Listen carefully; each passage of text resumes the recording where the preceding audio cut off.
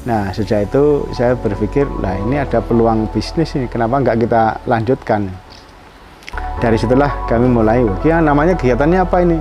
Ya ini namanya kegiatannya bengkel sapi.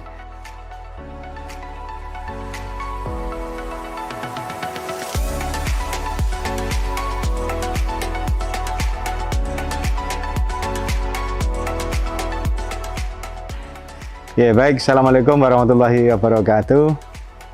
Salam sehat, salam sejahtera, dan tetap semangat. Saya Ali Agus, sehari-hari di Fakultas Peternakan UGM, tetapi di hari-hari atau jam yang lain saya ada kegiatan lain, yaitu di apa namanya? Ini istilahnya di bengkel sapi yang berada di kawasan Dusun Kalijeruk, Desa Widodo Martani, Kecamatan Ngemplak atau Kapanewonan Ngemplak, Kabupaten Sleman, Daerah Istimewa Yogyakarta. Jadi kalau yang faktor pertama tadi adalah bibit, ya, bibitnya itu kita seleksi yang bagus. Faktor yang kedua adalah pakan. Nah, pakan ini ada hijauan dan ada konsentrat. Nah, khusus terkait dengan hijauan, ini memang perlu pengelolaan khusus.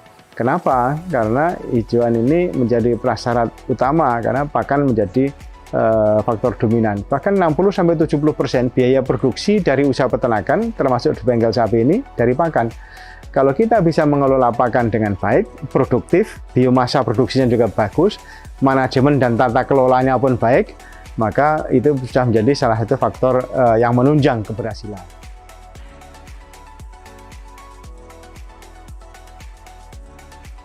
Nah, ketika waktunya potong, ternyata peternak yang membutuhkan agak kurang, jadinya kita kelebihan pakan, waktu panennya mundur, jadi kualitas pakan kurang bagus. 5 hektar yang disewa dari bengkel sapi, efektif yang dapat digunakan ternyata hanya 3,6 hektar saja untuk memenuhi segala kebutuhannya, dan itu 80% untuk kebutuhan internal pakan sapi di bengkel sapi dan 20% untuk dijual di luar. Terutama kekurangan air sehingga mengakibatkan produksi pakan untuk hijauan ini berkurang karena banyak lahan yang kering, rumput-rumput agak kering.